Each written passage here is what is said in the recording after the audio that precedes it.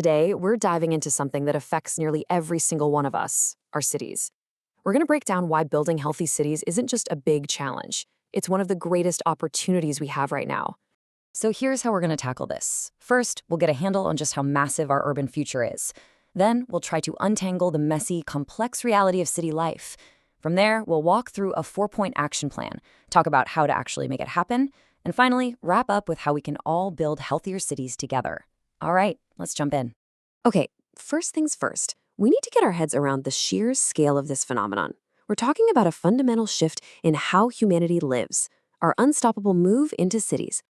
Just look at this number, 68%. By the year 2050, that's how much of the world's population will be living in a city. Think about that, more than 2 out of every 3 people on Earth. This isn't just some small trend, This is a total reshaping of our world. And this climb, it's happening everywhere. You might picture massive megacities like Tokyo, but really, the most dramatic story is the explosive growth in smaller cities, particularly in low and middle-income countries. This global migration is, without a doubt, one of the defining stories of our century. But here's the thing about this massive shift. It creates this incredibly powerful paradox. On one hand, you've got the urban promise. Cities are these amazing hubs for jobs, new ideas, and creativity. But on the other hand, you have the urban peril, where disease, inequality, and pollution can thrive. It's a real double-edged sword, and figuring out how to balance these two sides is the challenge we're facing. So why is city health so tricky? Well, because a city isn't just a bunch of buildings and roads. It's a living, breathing, complex system. And the way it affects our health is anything but simple. And this brings us to a really crucial point. There is no single city experience. Your health can be worlds apart from someone else's depending on your income, your background, or even which side of the tracks you live on. Seriously, 2 people living just a few blocks apart can have completely different health destinies. And this complexity really comes down to a few key things. It's not just about the physical world, like parks and pollution, but how that stuff gets tangled up with our social lives. The effects aren't instant. They build up over your entire life and can even be passed down.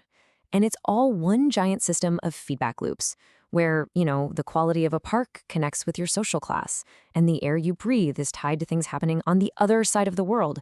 It's all one massive interconnected web. Okay, so how in the world do you start to fix a problem that complex? Well, the source material lays out a really clear, structured way forward, a 4-point action plan to guide us. And the entire plan is built on this one incredibly powerful idea. These problems are not inevitable. The health gaps we see in our cities were created by us, by our systems, which means, and this is the hopeful part, they can be changed by us. It's about deciding to actively shape our reality instead of just accepting it. All right, so here's the game plan. It's a pretty logical process. Step 1, you have to make the problems visible. Step 2, you investigate what's causing them. Step 3, you test out which solutions and policies actually work. And finally, step 4, you have to get the communities and policymakers on board to turn that knowledge into real action. Let's dig into that first priority. The thinking here is simple, but it's so important. You can't fix what you can't see. The very first step is always to shine a bright light on what's really going on. And nowadays, we have some absolutely incredible tools to do this. Researchers can use satellite data, street view images, even data from city services to map out health outcomes literally block by block. And by putting that data on a map, they make these hidden inequalities totally visible, totally impossible to ignore. So once you can see a problem clearly, the next question is obvious. Why is it happening? That's priority number 2, digging deep to really understand the root causes. And this leads to a classic question that researchers have to wrestle with. When you see bad health outcomes in a neighborhood, is it something about the place itself, the environment, or is it more about the kinds of people who happen to live there? To figure that out, they have to untangle 2 concepts, context and composition. Context is the actual effect of the environment, like, say, high air pollution that makes people sick. Composition is about the residents themselves, like a neighborhood with more low-income families who might already face health struggles. Figuring out which is absolutely crucial if you want to find the right solution. So, you've spotted a problem and you have a good idea of what's causing it. Now what? Priority 3 is all about figuring out what works. It's about testing policies and ideas in the real world to see if they actually make a difference. And the kinds of policies we're talking about are all over the map. It could be a regulation, like making restaurants put calories on their menus. It could be a financial nudge, like a subsidy for a bike share program, or a physical change, like building new bike lanes in parks, or even a social program, like a mobile health clinic.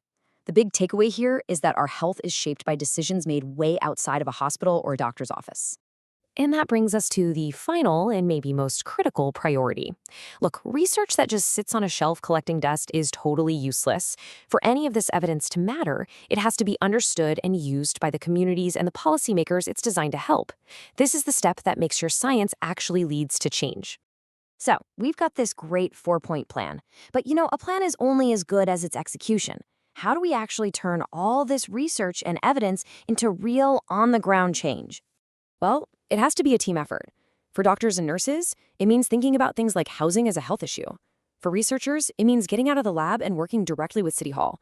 And for policymakers, it means making a huge shift, thinking about the health impact of every decision they make, whether it's on transportation, housing, or schools. It's this idea of health in all policies. And that really brings us to the big picture. This isn't just a niche topic for city planners or doctors. This is about building the future we all want to live in, a future that we all share. And here's the kicker, the big connection. The fight against the climate crisis and the fight for urban health are basically two sides of the same coin. Think about it. Things that are good for the planet are almost always good for our health. More walking and biking, more parks and green spaces. Those things cut carbon emissions and they make us healthier and happier. It is a massive win-win. So we'll end with this thought. The evidence is overwhelming. We know how to build cities that are healthier, fairer, and more sustainable. We have the tools, we have the knowledge. So the real question isn't about what we know. It's about what we're willing to do. Do we have the collective will to actually make it happen? That's the question for all of us.